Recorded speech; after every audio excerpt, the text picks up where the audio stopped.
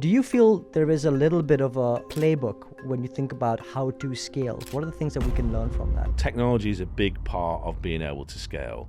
If you can build something once and sell it to many, obviously that is the backbone of a scalable business. You were trying to create Hollywood on your screen. Yeah.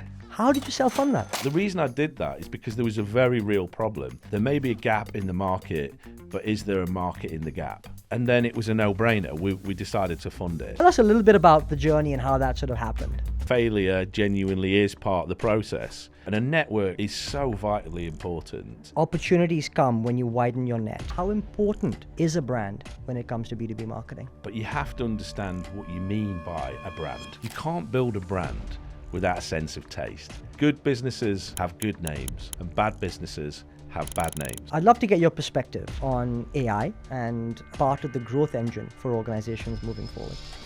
If you're a young person now and you really see the opportunity of that, it's just a set of tools. And the great thing about it is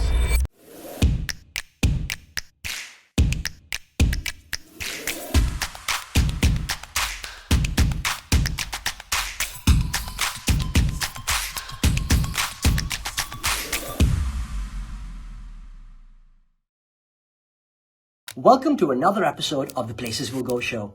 On this podcast, you'll hear from some renowned marketing and business leaders as they share both their journey and the lessons along the way. Now, if you're new to the podcast, well, welcome. And if you're an avid listener, welcome back. If you've been enjoying this podcast, do give it a rating or review. It's really incredibly helpful to get those 5 stars. And of course, do subscribe to the channel so you'll be the first to hear when new episodes are released.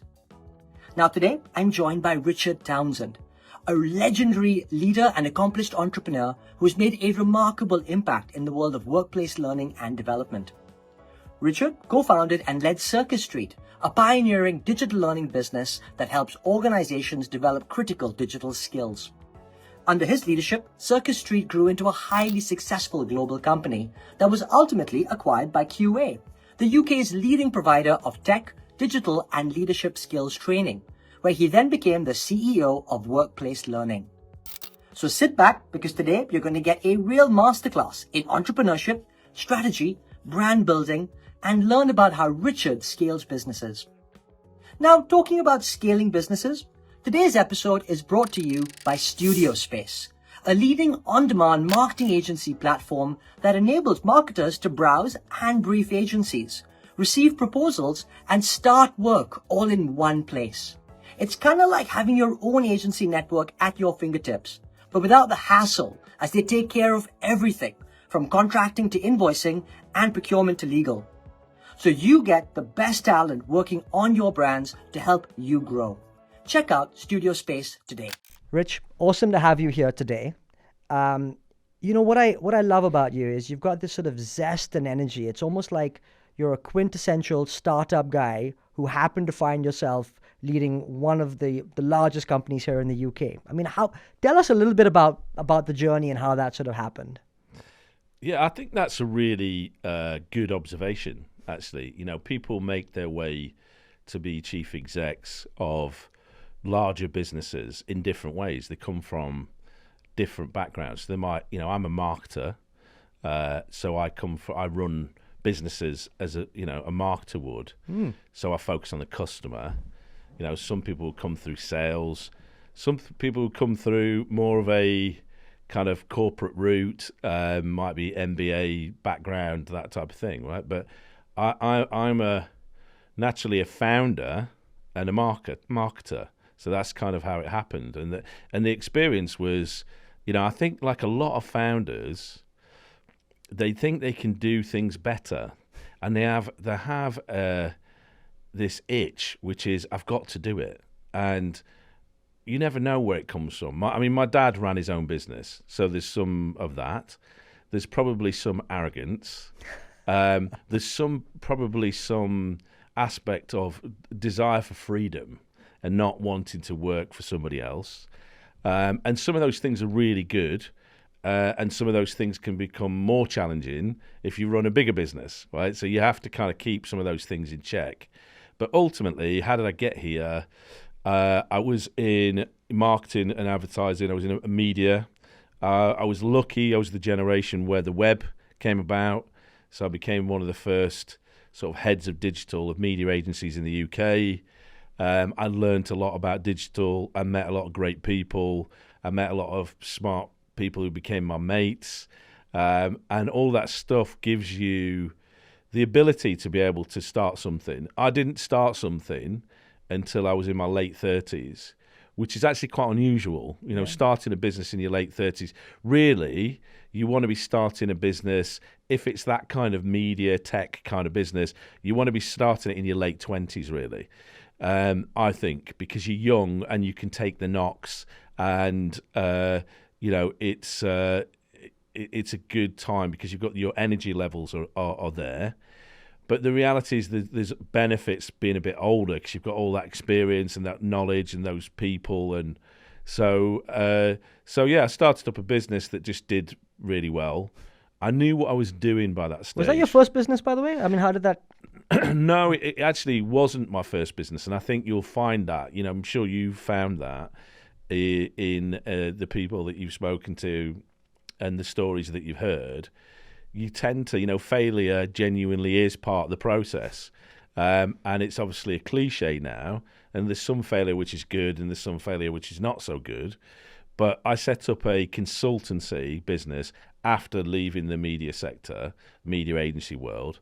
I set up a consultancy. Again, learned a lot of stuff, but then realized I started to learn. I knew a lot about technology. I knew a fair bit about marketing. I didn't really know much about businesses. And the thing that I learned there was that a consultancy is a very difficult business to scale. And if you want to do something that's really exciting, you have to scale. And so I learned about business models. And it was there that we started to learn. We started to do some stuff in the education sector. And it was there that we then started to think about how do you scale an education solution that is still engaging, still really efficacious, but also it has the ability to reach a lot of people.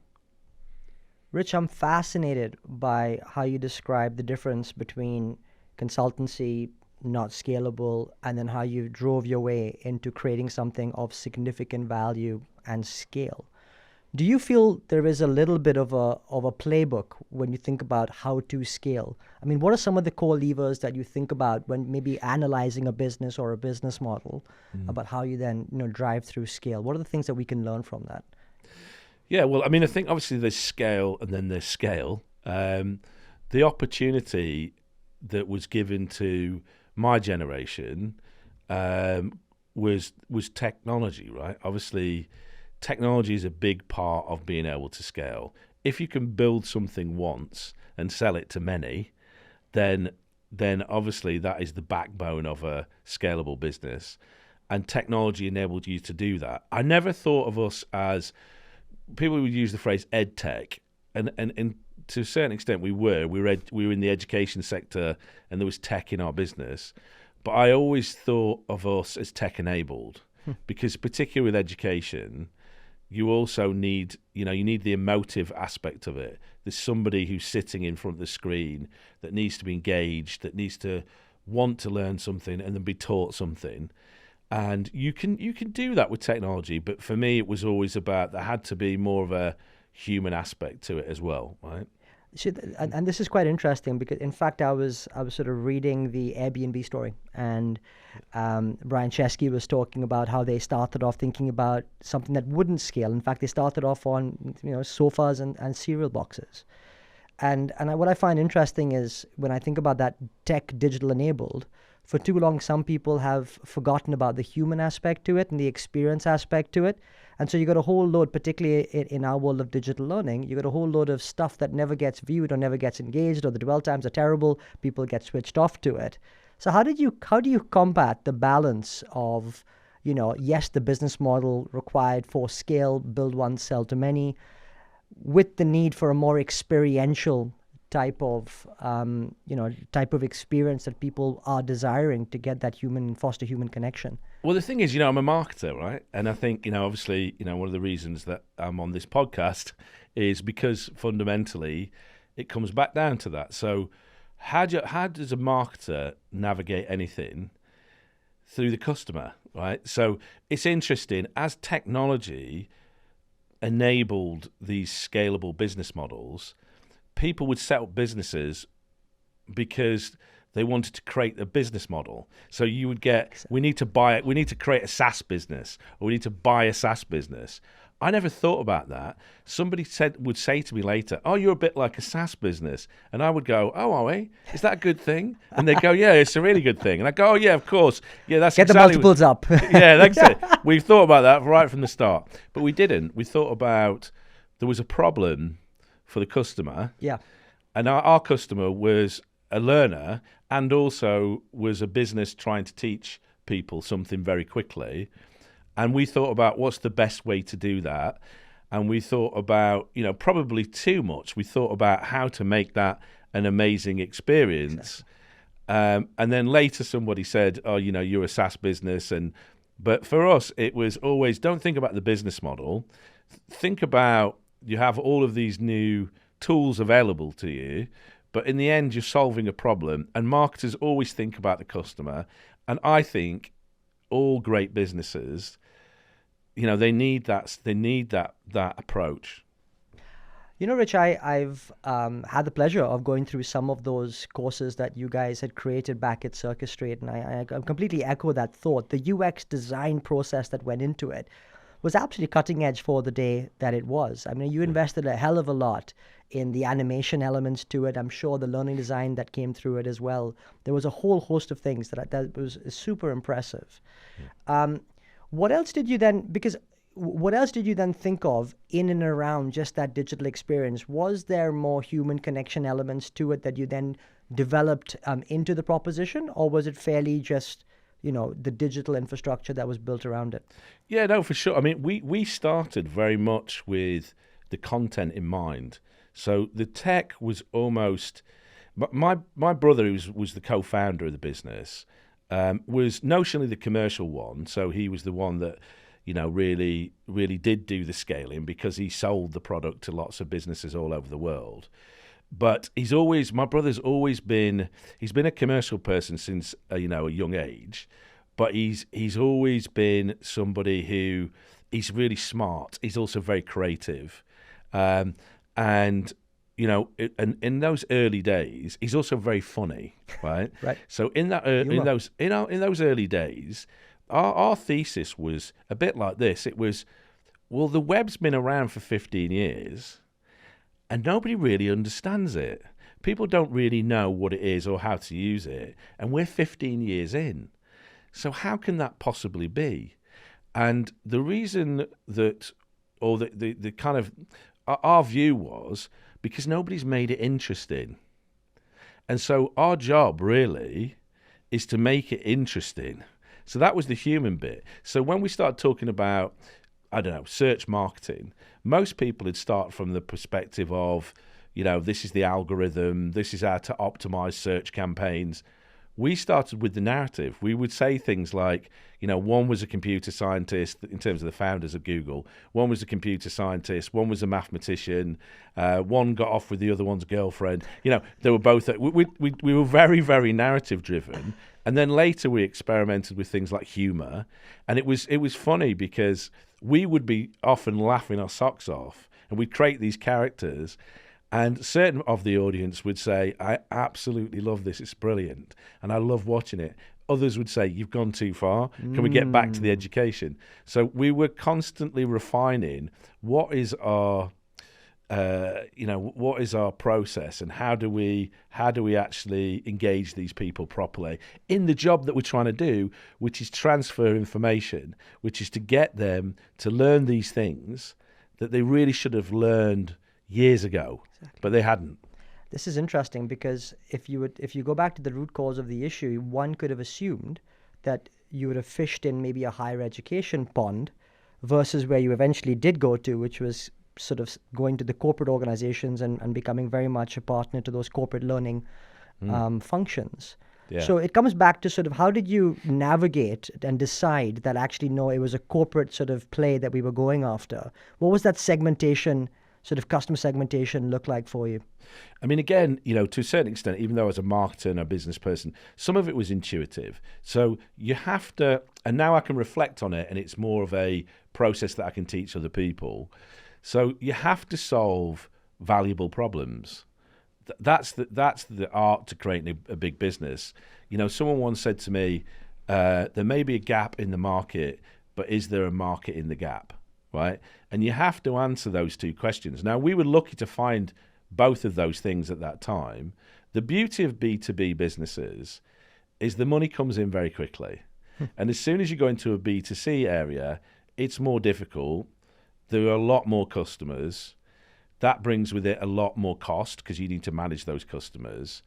And B2C is just generally harder if you're going to do what we did, which is effectively self-fund the first part of the business, because you need the revenue to come in. So some of it was very intuitive. Some of it was following our nose. Some of it was saying, okay, we do need to set up a business that has these characteristics financially as well. How did you self-fund this business? I mean, how did that even work? Because it's a product-based business with high production cost, high production value. You were trying to create Hollywood on your screen. Yeah. How did you self-fund that? Well, the Hollywood on the screen, I mean, I'll come back to that, the question. The Hollywood on the screen, which is related, our view was that technology had advanced enough that you effectively could create broadcast quality, interactive content with desktop publishing. You just needed the talent. You need to go and find, the people who could do it. And I'll tell you in a little while about the first person that we found who was really interesting, and he's still really interested, a really good friend of mine. And the kind of madness of choosing that person given their experience. But in terms of how did we self-fund it, we did it in a kind of classical way, which is we created what we used to call a pilot. Now, if you're sophisticated, you call it an MVP, a minimal viable product. But really that word's come from the tech world.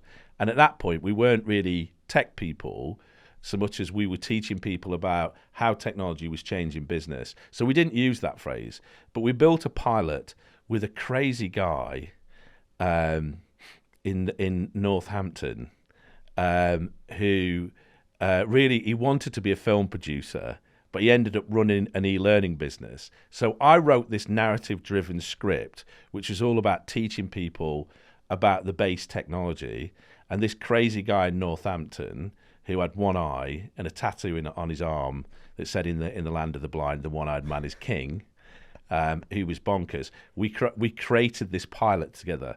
Once we had the pilot, we could show people. So again, going back to what I was saying before, because we had experience and contacts, that was a big benefit for us. So we kind of used that, whereas others may have to raise more money. I took that pilot to some pretty influential people in the media sector, and one of them said, if you create 10 of these, we will buy them off you and we'll roll them out to 2,000 people in our organisation, which is Denso Aegis Network. There's a guy called Rob Haller who was, very famously, a fantastic operator, but he had real foresight as well. And my brother Johnny said to him, because Johnny was the commercial guy, will you pay us it up front? And I kicked him under the table because I thought, of course he's not going to pay you up front. And Rob said, okay, I'll sort it out for you. So we then went into partnership with them. So that process of building something, showing it to people, making it real, exactly, and then solving. And what Rob said at the time is, look, the reason I did that is because there was a very real problem, and I needed to train 2,000 people quickly, and no one had presented me a solution that was potentially as exciting and effective and disruptive as the one you did. And then it was a no-brainer. We decided to fund it. So that's always the best way, I think, is to try and get money from customers as quickly as you can. And also, it's the absolute validation. There's no point taking money from a third party when actually you may not know if the product's actually going to sell at the end. Yeah, absolutely. You talk about the fact that you had these large networks. Now, that must have been fostered over a long period of time. But clearly for Circus Street and, of course, a QA to operate, you must have an extensive network of amazing organizations that you work with. And I just wondered, if you're starting back at the grassroots, giving advice to people to foster a fantastic, say, B2B network, I mean, what would be some of the key principles that we could learn from? Well, a lot of people, and I find actually with women mainly, the idea of networking is a terrifying idea. It's a bit better now, and women are supported to do that. But the women that I've always worked with, I say to them, look, how can you be put off by networking? Because you see, often they'll think networking is sidling up to somebody at an event and saying, hey, my name's Richard Townsend, here's my card, right? In the old days, that's what people had in their head.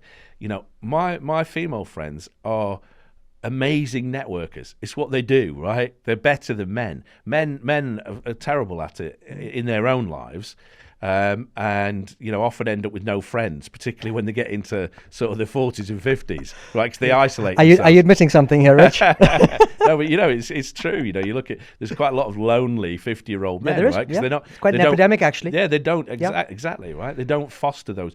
So really, building a network is very similar to building a set of friends, and the connection that you have, instead of being school or football or whatever, is the problems that you're trying to solve, the things that you're interested in. It's genuinely being interested in doing something and the people that you're sitting in front of. And then it's a very authentic thing. And then you just follow your nose through it. And you have to spend a lot of time doing it. You have to make time for it. So I probably put on way too much weight because I was in the pub doing it, because that's how we do it in England. Less so now. The younger generation don't have to do that as much, right? But I did spend a lot of time at lunches and in bars and all that sort of stuff, but also in conferences and things like that. Yep. But you build friendships, basically. I think, and you're brilliant at this, right? I mean, that's the reason you've got this podcast. You're fantastic at it, and that's that's how you do it. And a network is so vitally important to doing anything, right? Isn't it just? I think part of this is the thought that opportunities come when you widen your net, right? And it's a consequence of trying to cast your net as wide as possible and try and gain the greatest amount of reach in order for these opportunities to know that you even exist. And I think one of the big bugbears that I have is that we, particularly in this country, we have a world where things are fairly centered around one or two core hubs. And actually it's very difficult for people outside of those hubs to then forge that greater kind of foster on that network. And then therefore, perhaps those opportunities don't come to them as easily. And I think for me, it's that democratization. I think tech does it to a large extent, but also there's nothing like sitting in front of people and chatting to them about how things are and how people are feeling on the ground. Yeah, for sure. I mean, I think like with all these things, if you can make them as authentic as possible, then people tend to want to do them more, right? If you make it just about how human beings tend to interact, then they're much more likely to do it. If you make it corporate and you put all these things in the way, or then it's more difficult. I just find honestly, when it comes to that networking piece, one of the things that people often forget, well, two things. I heard some great advice on a podcast, in fact, which was don't self-reject. I love that thought. And every time I'm really apprehensive to either reach out to somebody or maybe apply for that job or opportunity, I go, oh no, why would they ever want to talk to me? Like, why? Yeah, absolutely. And I go, you know what? I'm gonna hit the send button. Yeah. And what's the worst? They don't respond. Yeah, it's as simple as that. Yeah, absolutely. And we all are the same. I'm the same too. Really? Yeah, absolutely. We're all the same.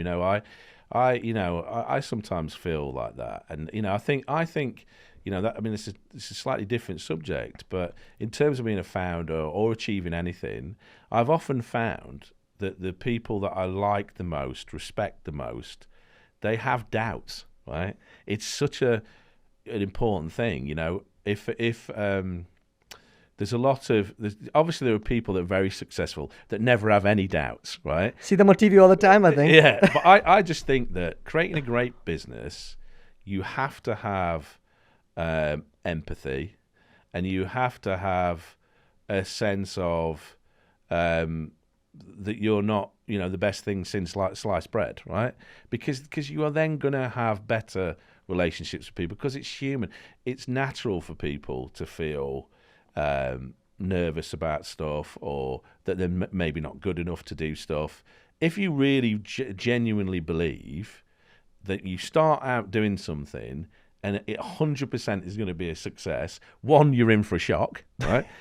And two, you're probably a little bit mad, right? Because it's not natural to think like that. So the more people can be natural and authentic, I think the better it is. You obviously also have to have a real desire, and you do have to have that I will never give up spirit. But again, you have to be careful of that as well, because that can be bad. So so let's talk about that never give up spirit, because I think that's kind of interesting, right? So you would have had extraordinary hard times self-funding your way. You want to? No, it's good. It's good. You'd have had incredibly hard times trying to self-fund your way to scale, and there'd have been a lot of self-doubt along the way. And I wonder how you manage that persistence and resilience. I mean, both, by the way, intrigued by that time when you were a founder, and then perhaps in your latest role. Well, it does connect back to the point that we were just making, which is resilience. It's an interesting topic. And I tend to believe now, there's a guy called Bruce Daisley, who was European MD of Twitter, but before that was in more traditional media, and he was at Capital Radio, he was at EMAP, he was very well respected. He was sales director, I think, of YouTube for a while as well, before he went to Twitter. So he made a very successful transition into digital. And he's written a book recently on resilience, and it's a remarkable book because he kind of flips it on its head and looks at it in a different way. And what Bruce kind of discovered is that really resilience comes from the people around you. So that's the other major benefit of a network, is real resilience. It's not like, some kind of stoic idea, right? Because then you just become a bit repressed and a bit weird, in my view. It comes from the people around you supporting you through whatever endeavors you have, right? And I was really lucky that I set a business up with my brother. It wasn't that we were always got on, because we didn't even when we were kids, but there was a very strong relationship there, and so we could support each other. But we very quickly built a team of people who we liked, and they liked us. And so we all supported each other. And to this day, that's the case, right? So I had a really supportive network of people, and that probably more than anything else is the reason for the successes that we had. Yeah, you're probably too humble on that note. I knew a predecessor from QA, and what I found fascinating was once while speaking to them, they said, look, we work with these amazing large organizations, and yet when you're internally in those organizations, you'd never heard of QA.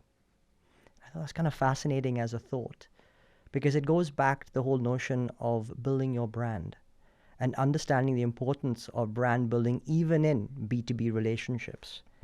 And I wonder, you had been through a massive rebrand at QA, amalgamating a number of brands under one master umbrella brand, as well as a redesign. I'd love your thoughts and perspectives on how do you build brands in B2B, and how important is a brand when it comes to B2B marketing? I think it's, a brand is, in any business, it's fundamentally important.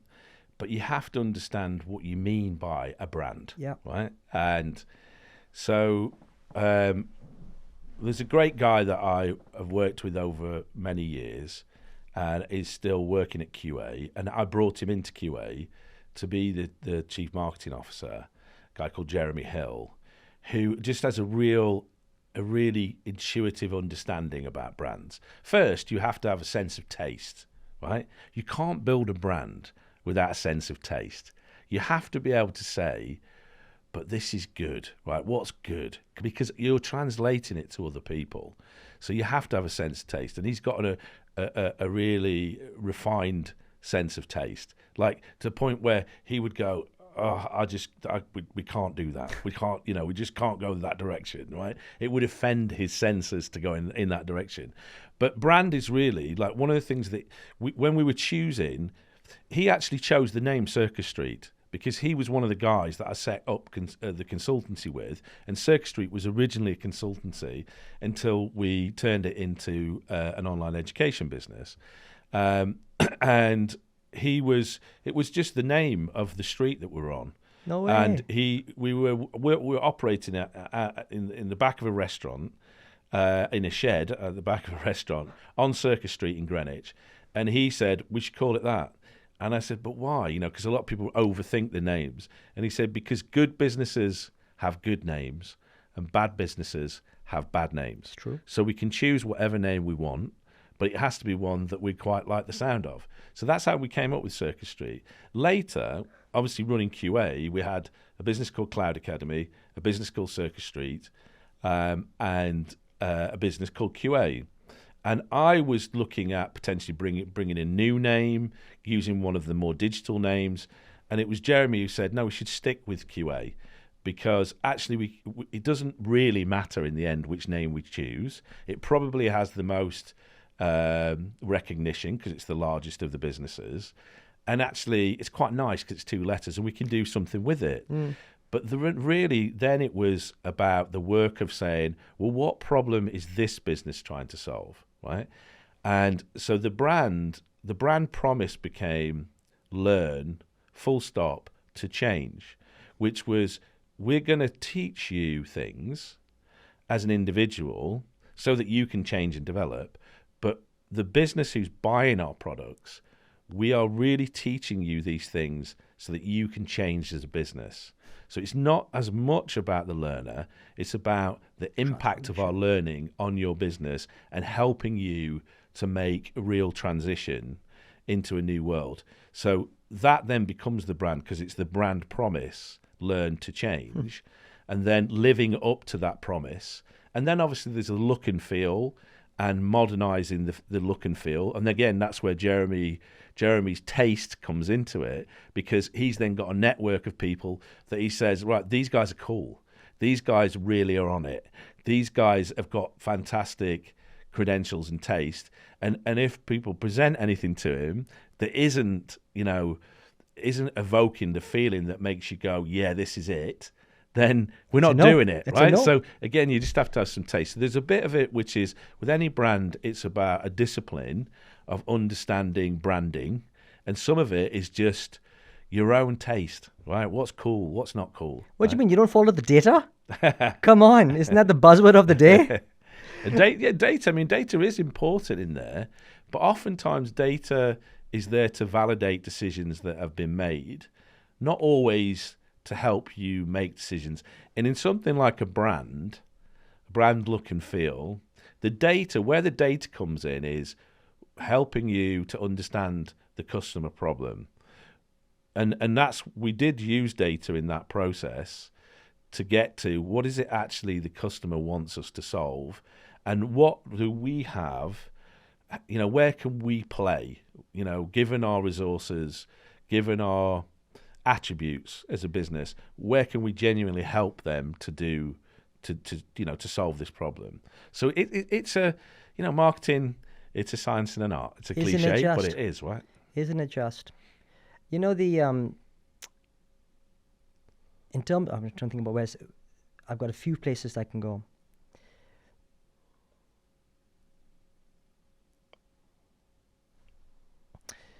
You mentioned the thought that in your era, you had the opportunity to scale through digital. Invariably today, there's a new buzzword in town. And in our last conversation, that you were very vocal about the thought that anything that is going to erupt in the next era for growth will be in the category of things like AI, or at least have AI components that filter right through it. I'd love to get your perspective on AI and how you see it being an enabler and part of the growth engine for organizations moving forward. Yeah, sure. I mean, I think, when we started, like I say, even though the web had been invented in the 90s or created, by Tim Berners-Lee, there still wasn't a huge amount of understanding, but there were obviously people who really understood its power very early on. And it was a transformative technology. AI is not like search marketing. This is a transformative technology, and as transformative, potentially more transformative, and we'll have to wait and see. More transformative than the web, right? And so, the way that I think about AI in its first iteration, because there are lots of different types of AI, and when people are getting excited about it now, they are talking about generative AI, because we had, the breakthrough with OpenAI that was released to the world, and suddenly people could understand the power of it. And again, what's really interesting, going back to what we were trying to do, trying to create that human connection, the reason why generative AI has become the thing that is on everybody's lips is because it was the first time that an AI that was deployed or you could experience had a human feeling to it. Yeah. You typed something in and it was like a human typing back to you. And that's for whatever anybody's saying right now. The reason why that then became exciting is because it's the first time we felt, wow, this is stepped into a place of it's almost like us, right? Scary in many ways. Scary in many ways, right? Yeah. It's got a long way to go to be AGI, right? Which is more akin to general intelligence. And I think it's still questionable whether they'll get there. And most people think that AGI is 30 years away, really. All the people that I follow. But this first iteration of generative AI, obviously the things that it's going to change is, if it can do that kind of conversational interaction, I can answer your questions and feel like a human. You've just got to apply that to lots of areas, right? And so obviously there's going to be a productivity aspect to it. So any of those areas where we're currently using people and we could be using this technology, we're probably going to be using this technology. The other thing that we've seen from it, just like human beings, is creativity. It can do the creative bit. Not completely, but it's starting to. We're much clearer now that generative AI is going to be able to do things that historically only creative people could, right? So there's an area there. From an education perspective, the interesting thing is the way it will be deployed is it will be a set of agents. Yeah. And these agents will do things. Sometimes you will be asking them to do things, which is currently the sort of UX of something like AI. But with Microsoft's Copilot as an example, we'll very quickly move into a world where it just does it for you, right? So it just does the early coding tasks. It just does it, right? No more developers needed? No, absolutely developers needed, but some of the early aspects of coding, where you're really just creating the sort of base for something that you do later on, very quickly it's going to do those things. The other thing, I like to think of it as everybody will have their own accountant, everybody will have their own chief of staff, everybody will have their own marketer, everybody will, have their own creative person, literally sitting alongside you. So this is the idea. Steve Jobs very famously said the computer was the bicycle of the mind, right? This is the motorbike of the mind, right?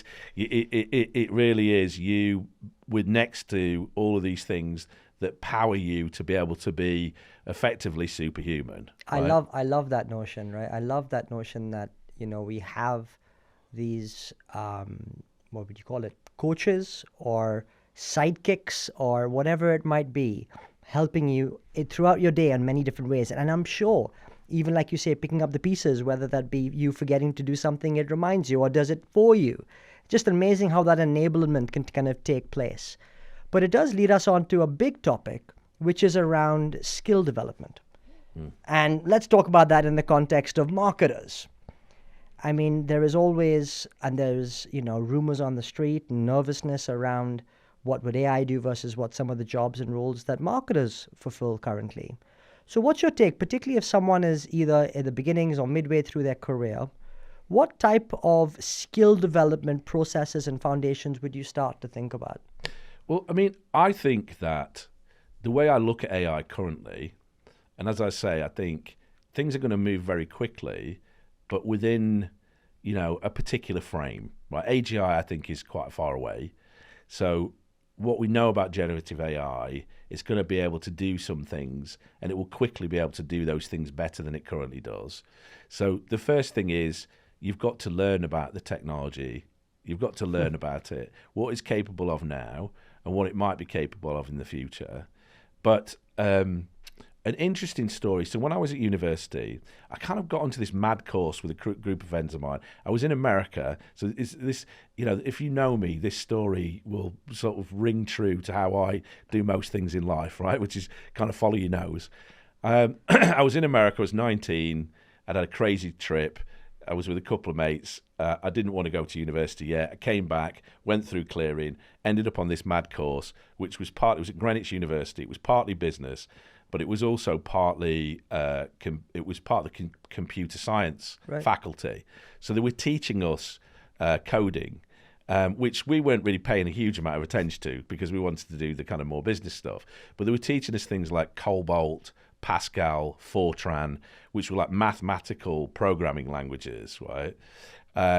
They were impenetrable. They were really difficult to use. I mean, we could do basic stuff on there. In fact, a mate of ours who was in the computer science lab or faculty, he went on to then work for Microsoft and has had an amazing career.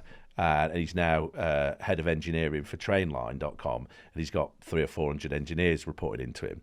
Well, we weren't as good as Sean at any of that stuff, but it was really clear at that point, because I was really what I now know, I was a marketer, right? I wasn't a developer, but it was interesting to learn some of this stuff. Fortran was then, there was a group of university lecturers that took Fortran and realized that they needed to make it easier to use so that more people would use it. And they created, it was either BASIC or C++, right? They created it to make Fortran easier to use.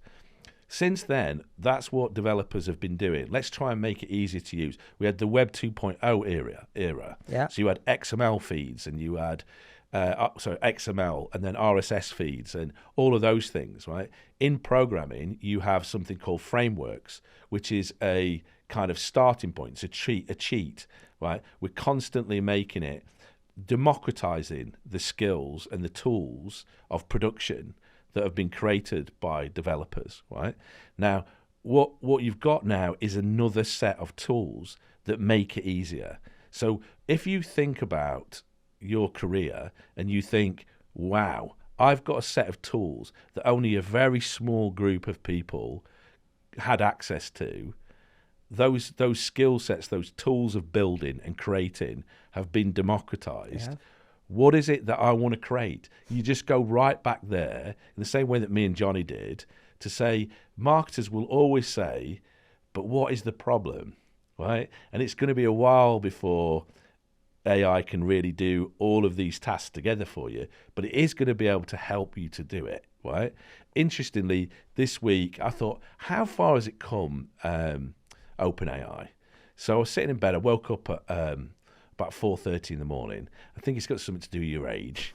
Like, when you get into your 50s, as I am now, you just wake up at 4:30 in the morning, right? Like yoga, maybe? Yeah, exactly. So I decided, what I'm going to do? I'm going to see. So I said, right, tell me business models, tell me market segments that are opening up, right? That are, and give me a range of different sectors. So I went through them, and I chose one of them, right, which was robotic delivery, which was last mile delivery. So it was saying the problem is last mile delivery is very difficult to do, right? And so I said, expand that Tell me more about that. Tell me more about that market. Is it really a growing market? What are the regulations around it? And I'm just sitting in bed. I mean, my wife just thinks I'm a massive sado, right? But I'm following this through. And then I said, write me the business plan. Yep. So it wrote me the business plan for this business.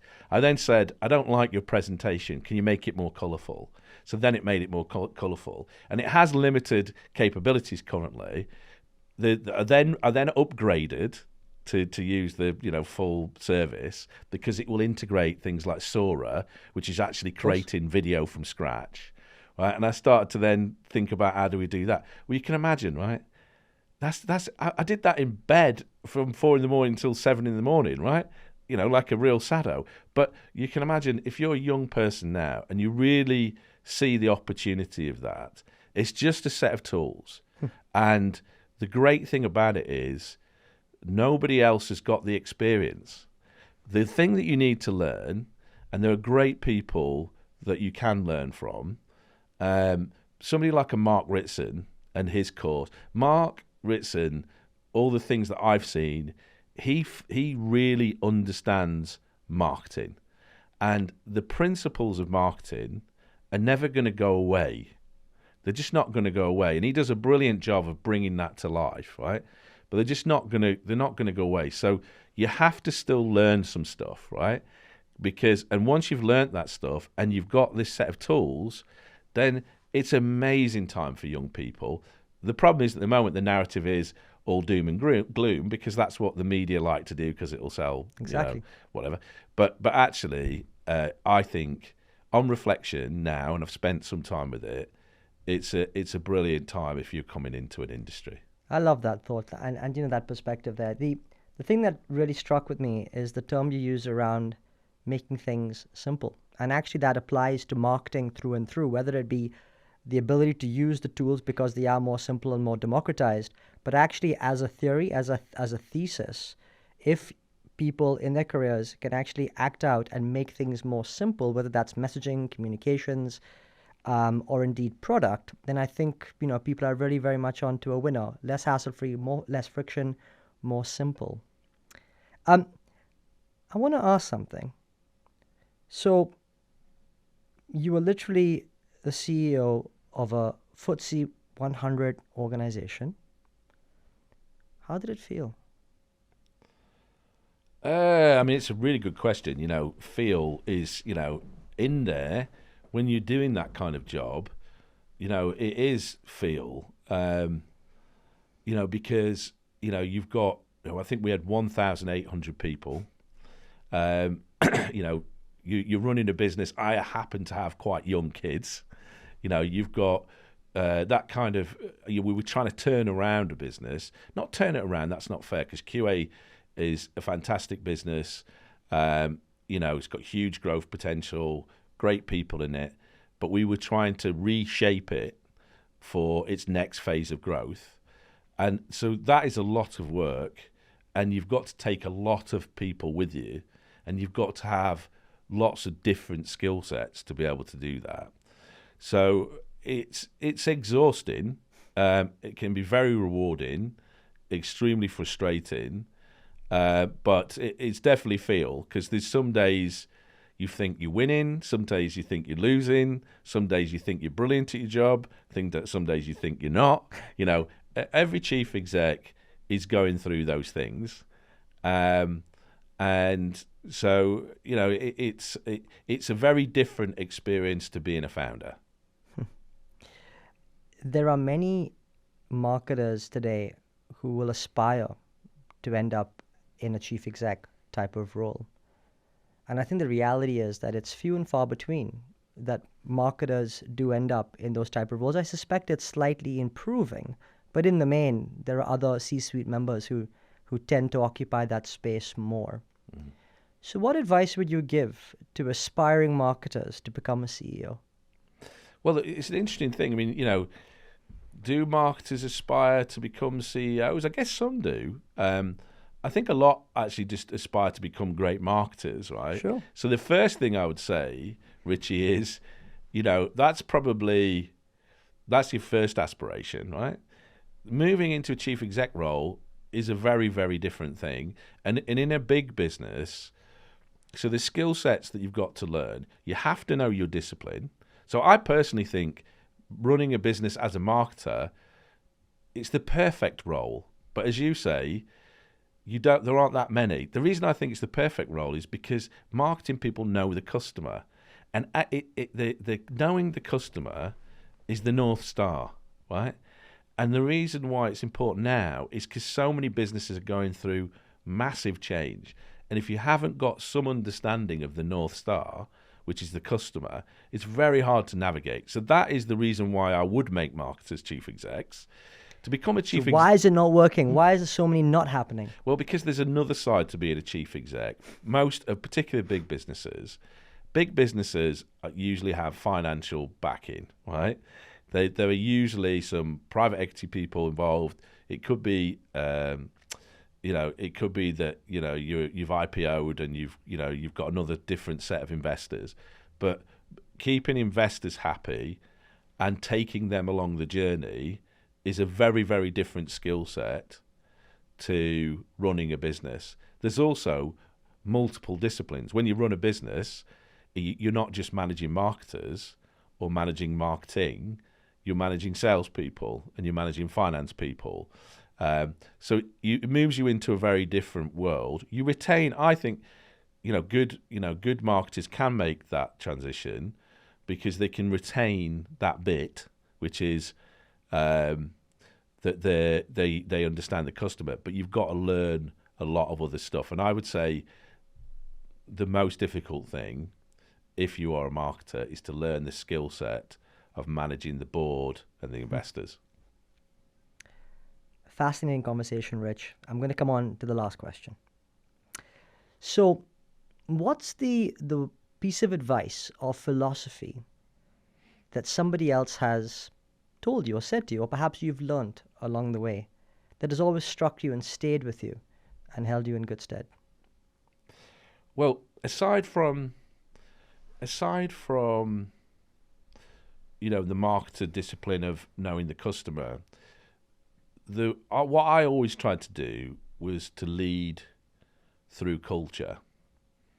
And again, that can be a cliche, but really, like, if you're going to do anything amazing or interesting or something that's really going to, stand out, you need to have an understanding of the types of people that you need in your organization and how to make them motivated and happy. And it's a whole discipline in itself. There's a very famous phrase. It's a cliche, but Peter Drucker, who was a very famous management consultant in America, said, "Culture eats strategy for breakfast." Now, often that phrase is taken out of context and it's used incorrectly. But there was something in that phrase which is that culture is really important, right? And I think that, that has been the thing that almost the discipline that I've been most interested in outside of marketing in my career.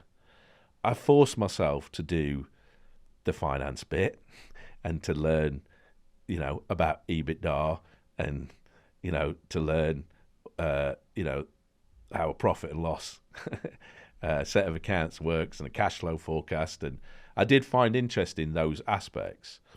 But the two things that are most interesting to me are the customer, that marketing, full product, price, place, promotion, the introduction of technology into the workplace. But the thing that, I may look to do more in next is the cultural bit, because I think it's its own discipline and I think it's fascinating and I think it really leads to success. So there's lots of people.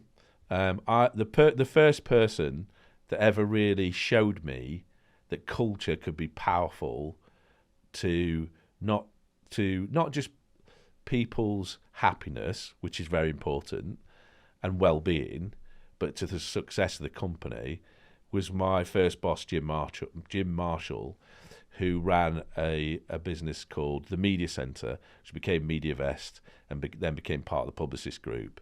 And it wasn't necessarily the culture that I then created later on for Circus Street, because it was of its time, but it was a culture that did care about its people, did have a lot of fun, incorporated fun into the running of the business, and just had a sense of excitement about it.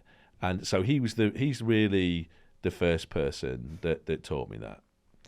Rich, fantastic. I'm going to have to ask a bonus question, just for good measure, because you mentioned your first employee, and you mentioned that you were going to speak about them. So I'd love to get your perspective on it. And in particular, how did you convince them to join you? Well done, Richie, because I did say that, and I am very excited to tell you about this person, and I'd forgotten about it. So well done for that. That shows your expertise in the job that you're doing. So Paul Simon was our first ever employee. And the interesting story is he worked for the madman with the one eye, right? and the guy with the one eye who was doing the pilot he was, in many ways a great guy, very creative, but probably, it wasn't a good experience for Paul. Let's put it that way, working for him. And he was working on our project, but we didn't know him or know of him. When we decided to do our own thing, Johnny went to find somebody who could work on our project, and the recruiter happened to call Paul. They described it to Paul, and Paul said, is it Circus Street? And they said yes. And he said, absolutely no way. So Johnny managed to get them to get Paul to spend some time with us. Right. Said, listen, just spend some time with us. So then he came to see us, and then we created a correct connection quite early on. And it took us a while to persuade him. But Paul's career, he'd been a director and an animator, but one of his last jobs was a director on a thing called In the Night Garden, right, which is, if anyone's got kids out there, it's this kind of nightmarish, bonkers program that was on TV, and kids loved it, but it was crazy, right? And the idea that we were going to create a corporate learning product, and the first employee was this guy, was a mad decision, right? Yeah. But it happened that he was the perfect guy because he wanted to do interesting, creative, bonkers things like we did, right? And Paul is a again, real sense of taste and what's good and what works. A fantastic designer, brilliant animator, but more than that, like, he was the rock in which we built our culture. Now, Paul happens to be dyslexic, right? So there are some things that are very difficult for him. And at that point in time, he had a real issue with things like public speaking. So he was a person that didn't really believe in his skill set. But we built that company around Paul, and he did amazing things. And if anybody who worked with us through that time, through this mad time of growth, they'll always think about Paul, because he was, if our culture was one person, it was Paul. Ah, well done, Paul. I hope he's tuned in to listen to this interview here today. That's delightful. And just to tail off then, what I found fascinating about that last segment and how you described both Paul's skill set, but as well as that intuition, it feels like so many of those, the core disciplines of marketing, creativity, standing out, being a bit different, distinctiveness, all of those core things, humor is what you mentioned about some of the cornerstones of Circus Street, scripting. All those things are so important to include, whether that be a communication or an advert to a consumer, or indeed the way that you're trying to create a digital experience to delight your customer to learn something new, to get them to have more memorability. So all the principles stay the same. And I found that fascinating when we're thinking about the world of learning. How do you implement the core marketing principles and take those core tenets and actually introduce them into this discipline? And I think that's just something that certainly stayed with me, and it's something that I think certainly resonated when you've been creating Circus Street. Yeah, absolutely. Rich, it's been such a delightful conversation. Thank you for taking the time.